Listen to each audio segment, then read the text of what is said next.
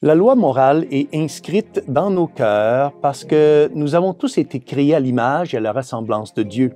Elle ne peut pas changer, tout comme Dieu ne peut pas changer.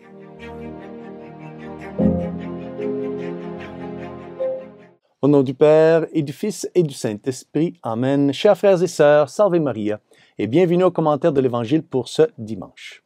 Dans l'Évangile d'aujourd'hui, frères et sœurs, notre Seigneur Jésus-Christ expose son enseignement sur la loi morale qui régit le mariage. Ces divines paroles sont éternelles et personne ne peut les changer, ni les interpréter d'une manière qui en trahisse le sens. Lorsque Dieu a créé le premier membre de la race humaine, Adam, il l'a doté d'un cœur qui cherchait de la compagnie. Dieu a alors présenté à Adam tous les animaux du paradis, mais aucun d'entre eux ne pouvait être un compagnon digne de lui. Alors, la Sainte Écriture nous dit que Dieu a pris une côte d'Adam et en a fait une compagne parfaite, Ève.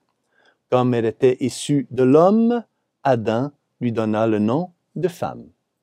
Saint Thomas d'Aquin commente que Dieu, qui aurait pu parfaitement créer Ève à partir de la terre, tout comme Adam, a pris une côte près du cœur d'Adam pour créer Ève, et ce, pour une bonne raison. C'était pour nous enseigner quelque chose sur la belle et merveilleuse relation entre mari et femme. Saint Thomas note que Dieu n'a pas pris un os du pied d'Adam, parce que la femme n'est pas une esclave de son mari, mais une compagne. Dieu non plus n'a pas pris un os de la tête d'Adam, parce que la femme ne doit pas commander à son mari. Elle doit se soumettre humblement à lui. Dieu a pris une côte près du cœur d'Adam pour montrer que la femme doit être une partenaire, une compagne aimante de son mari et qu'elle doit vivre avec lui dans l'harmonie et le don de soi mutuel. Les pères de l'Église disent que le sommeil profond que Dieu a imposé à Adam lorsqu'il lui a retiré une côte était une expérience mystique extatique. En effet, Ève serait pour Adam le symbole de l'amour de Dieu pour lui, et pour Adam, le symbole de l'amour de Dieu pour Ève. Leur amour mutuel les unirait plus profondément à Dieu, à condition, bien sûr, qu'il soit centré, que cet amour soit centré sur Dieu. Mais, en même temps, cet amour partagé aurait pour objectif d'engendrer une descendance et de l'éduquer dans les voies de Dieu. Il consacrerait à Dieu toute la race humaine qui naîtrait d'eux. Le mariage a donc été institué par Dieu comme un tremplin pour atteindre l'union, l'amour parfait avec Dieu. Mais, me direz-vous, si cela est vrai, mon Père, pourquoi le divorce était-il donc autorisé dans l'Ancien Testament? Dieu a-t-il permis quelque chose qui allait à l'encontre de la loi naturelle qu'il avait lui-même instituée? La réponse est donnée par notre Seigneur Jésus-Christ lui-même dans l'Évangile d'aujourd'hui. Aujourd'hui, l'Évangile nous est présenté par Saint Marc, chapitre 10, et c'est la version plus longue que nous allons aujourd'hui méditer, donc versets 2 à 16. Et nous lisons ici. En ce temps-là, des pharisiens abordèrent Jésus et, pour le mettre à l'épreuve, ils lui demandaient: « Est-il permis à un mari de renvoyer sa femme? »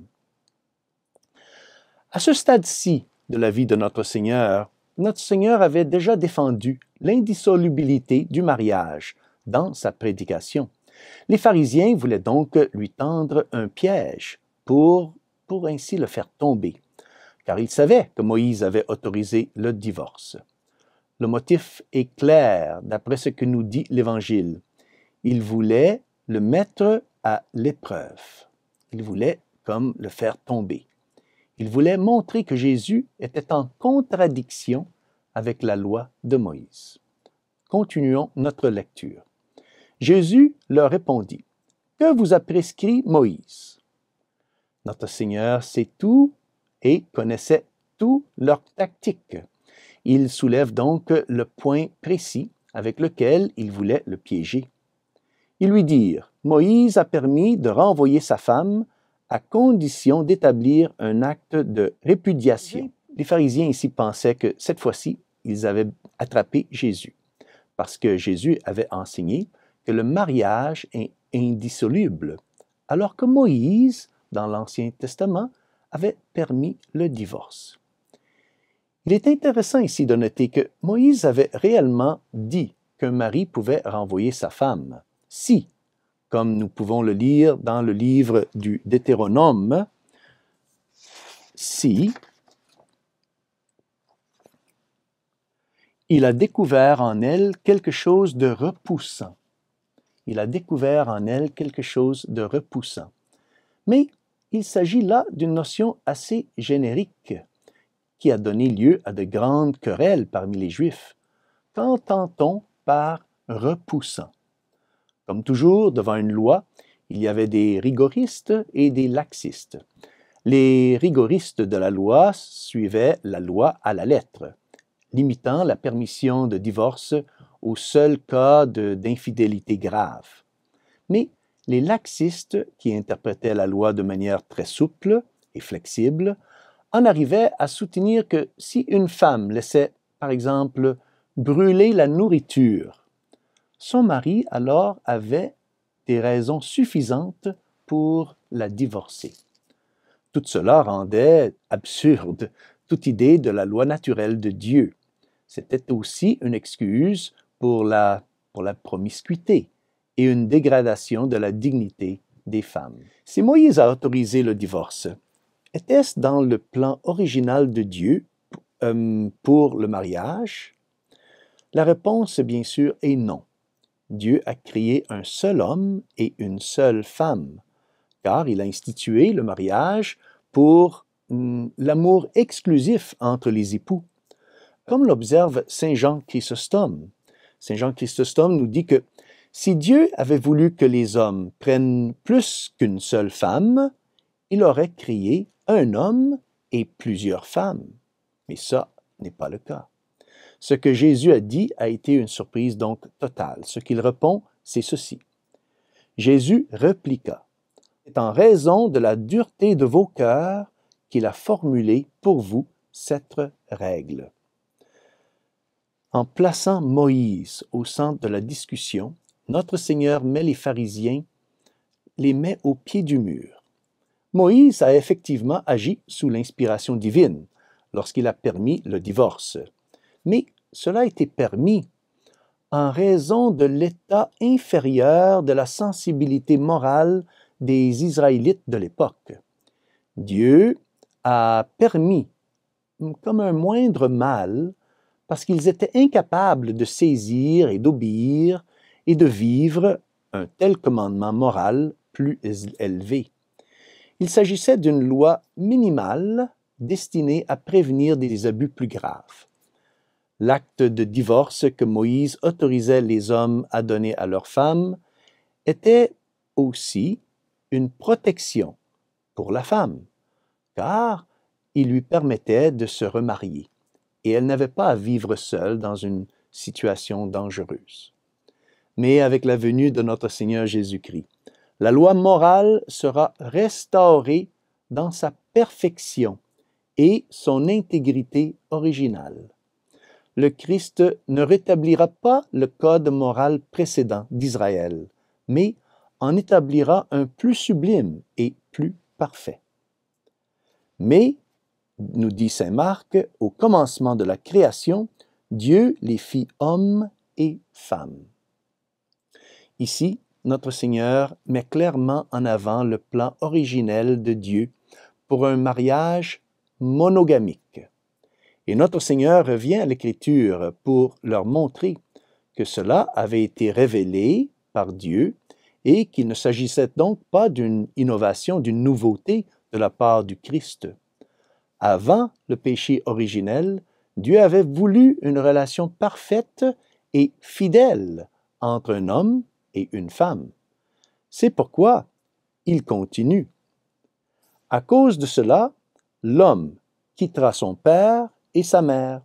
Il s'attachera à sa femme et tous deux deviendront une seule chair. Ainsi, ils ne sont plus deux, mais une seule chair. Donc, ce que Dieu a uni, que l'homme ne le sépare pas. Le mariage saint, tel qu'il a été institué par Dieu, exige que les deux époux se consacrent l'un à l'autre. C'est pourquoi l'Écriture sainte souligne que les époux quitteront leur propre famille.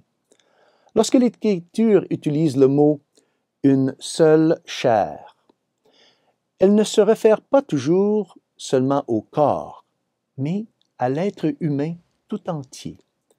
Ainsi, les deux deviendront une seule chair est une expression qui signifie une union inséparable au plus profond de l'être. Le mari et la femme sont appelés à s'aimer exclusivement.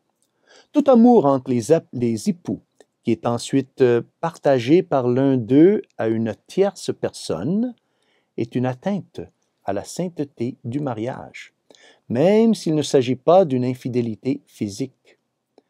Et cet amour doit aussi être spirituel. Le mari et la femme sont comme un seul corps, et tous deux doivent travailler au salut de l'un autant que du salut de l'autre. Ici, Jésus consacre donc le mariage dans la nouvelle loi en restaurant sa pureté originelle et en l'élevant à une union sacramentelle fondée sur sa grâce. Continuons notre lecture. De retour à la maison, les disciples l'interrogeaient de nouveau sur cette question. Il leur déclara: « Celui qui renvoie sa femme et en épouse une autre devient adultère envers elle. Si une femme qui a renvoyé son mari en épouse un autre, elle devient adultère. » Ceci, frères et sœurs, c'est la parole de Dieu, et aucun législateur humain ne peut la changer. Même le vicaire du Christ ne peut pas changer la volonté du Christ lui-même. En effet, la mission de l'Église est d'expliquer, de clarifier et de promulguer les enseignements de notre Seigneur, et non de les changer. Continuons notre lecture. Des gens présentaient à Jésus des enfants, pour qu'il pose la main sur eux. Mais les disciples les écartèrent vivement. Voyant cela, Jésus se fâcha et leur dit: « Laissez les enfants venir à moi, ne les empêchez pas, car le royaume de Dieu est à ceux qui leur ressemblent. Amen, je vous le dis, celui qui n'accueille pas le royaume de Dieu à la manière d'un enfant n'y entrera pas. » Il les embrassait et les bénissait en leur imposant les mains. Immédiatement après cette discussion, nous voyons Jésus protéger et défendre l'innocence des enfants. Ici, il fait également référence à la sainteté originelle du mariage, qui est orientée vers la mise au monde des enfants. Permettez-moi de vous lire un extrait de la magnifique encyclique du pape Pie XI sur la famille. Cette encyclique s'intitule Casti Connubii.